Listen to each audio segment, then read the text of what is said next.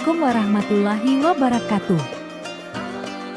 Di sini saya akan menjawab soal yang ada di buku Aswaja 1, halaman 49.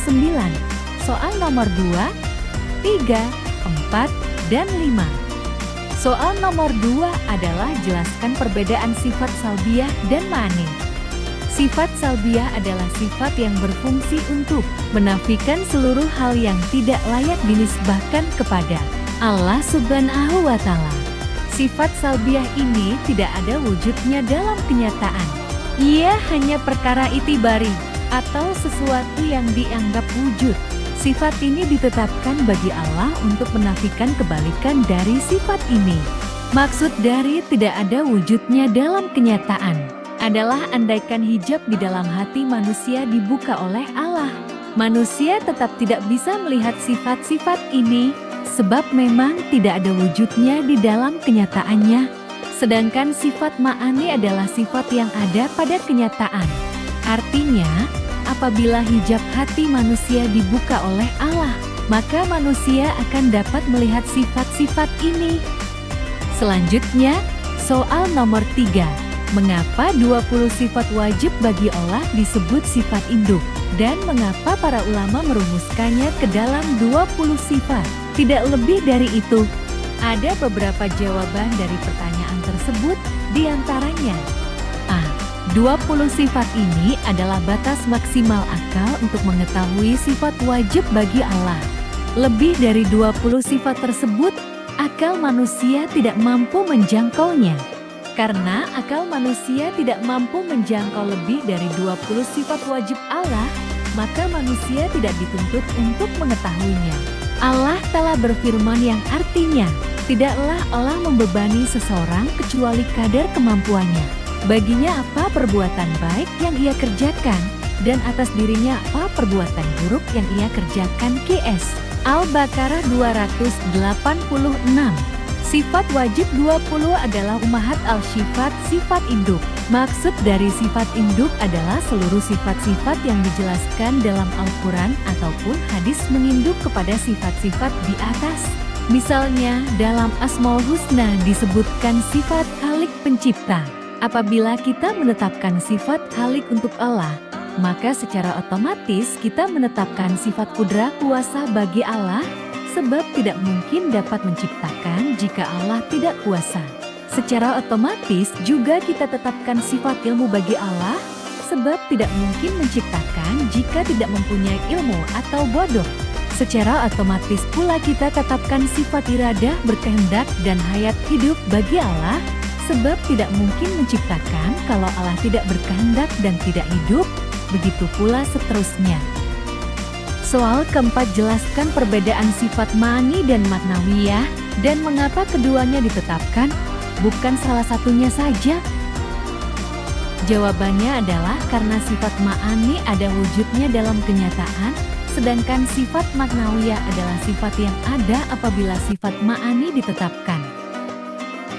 Maka sekte Mu'tazilah menafikan sifat-sifat ini, sebab jika sifat ini ditetapkan, maka akan berkonsekuensi ta'adudul qudama yang berarti ada lebih dari satu perkara yang kadim. Apabila sifat ma'ani ini ditetapkan bagi sesuatu yang disifati, maka secara otomatis akan menetapkan hukum padanya. Misalnya apabila sifat sama maha mendengar kita tetapkan bagi Allah, maka secara otomatis berkonsekuensi kaunuhu samian, Allah adalah zat yang maha melihat. Sifat ma'ani yang dimiliki Allah jumlahnya tidak terbatas dan akal tidak dapat menjangkau kesemuanya. Soal terakhir adalah jelaskan isi 20 sifat wajib bagi Allah beserta dalil akli dan naklinya. Pertama, wujud. Dalil aklinya adalah segala sesuatu yang ada di alam semesta ini pasti ada yang menciptakan. Tidak mungkin ada sesuatu yang terjadi tanpa sebab. Maka, adanya alam semesta menunjukkan adanya zat yang menciptakan, yaitu Allah. Dalil naklinya adalah Allah, tidak ada Tuhan selain Dia yang maha hidup lagi terus-menerus mengurus makhluknya. Qiyas Al-Baqarah 255 ayat kursi.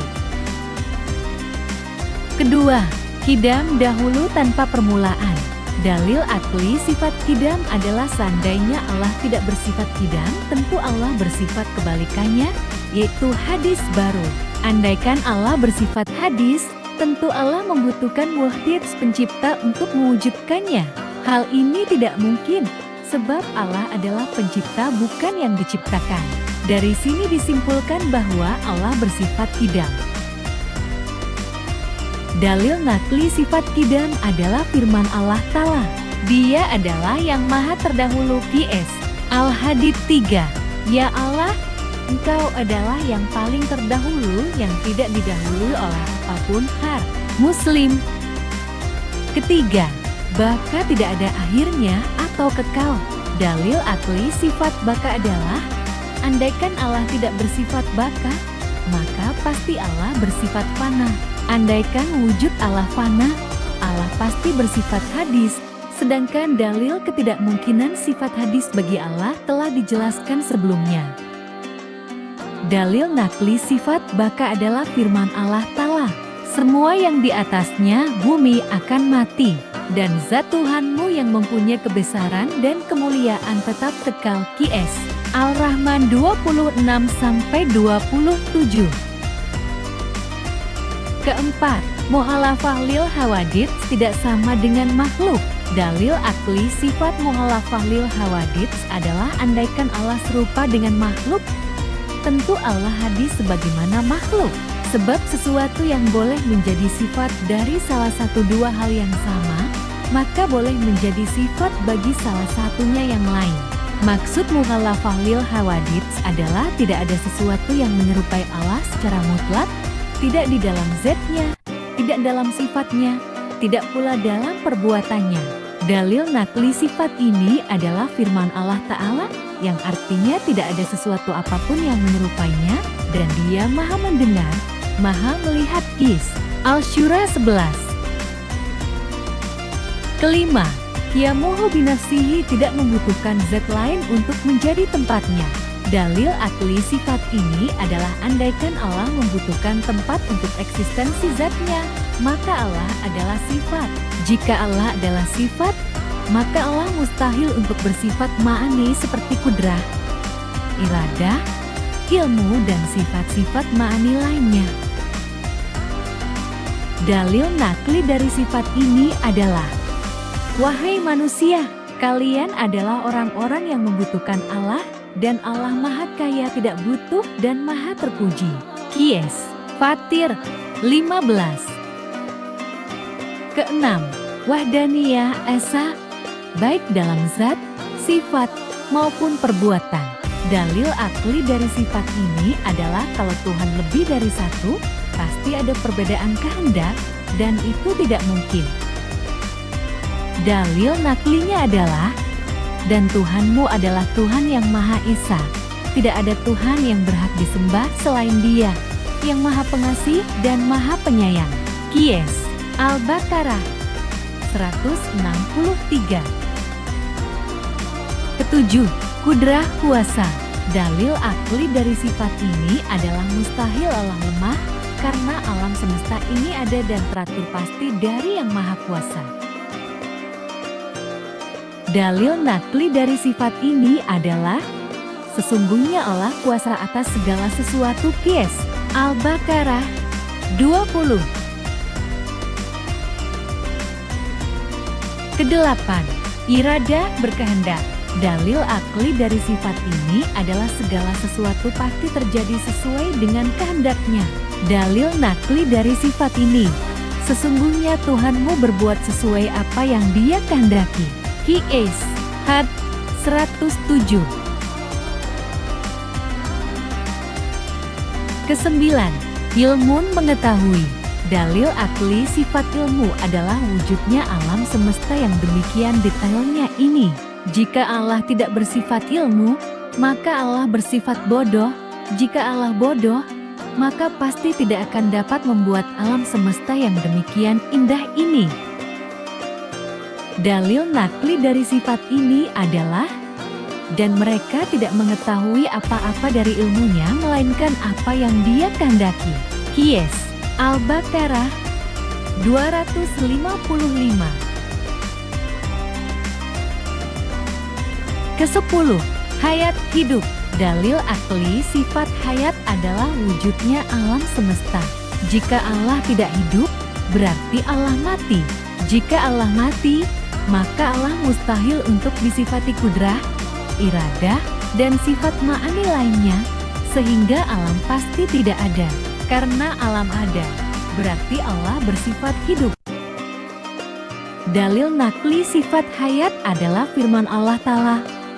Allah, tidak ada Tuhan yang berhak disembah melainkan Dia, yang maha hidup, yang terus-menerus mengurus makhluknya. Qiyas, Ngelai Imran 2.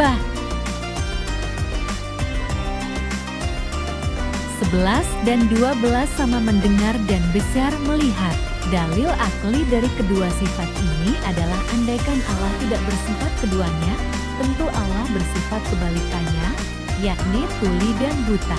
Pengandaian ini jelas salah sebab keduanya adalah sifat kekurangan dan mustahil Allah bersifat seperti itu. Dalil nakli kedua sifat ini adalah firman Allah Ta'ala, tidak ada sesuatu apapun yang menyerupai Allah. Dia maha mendengar, maha melihat.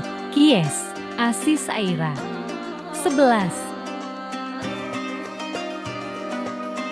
Ke-13. Kalam berfirman. Dalil akli dari sifat ini adalah Allah menyampaikan wahyu. Ke-14. Kaunuhu kadiran, adanya Allah adalah zat yang maha kuasa, lawannya adalah kaunuhu ajizan, adanya Allah adalah zat yang lemah. Ke-15. Kaunuhu muridan, adanya Allah adalah zat yang berkehendak, lawannya adalah kaunuhu mukrahan, adanya Allah adalah zat yang terpaksa. Ke-16. Kaunuhu aliman, adanya Allah adalah zat yang maha mengetahui, lawannya adalah kaunuhu jahilan, adanya Allah adalah zat yang bodoh. Ke-17. Kaunuhu hayan, adanya Allah adalah zat yang maha hidup, lawannya adalah kaunuhu mayitan, adanya Allah adalah zat yang mati.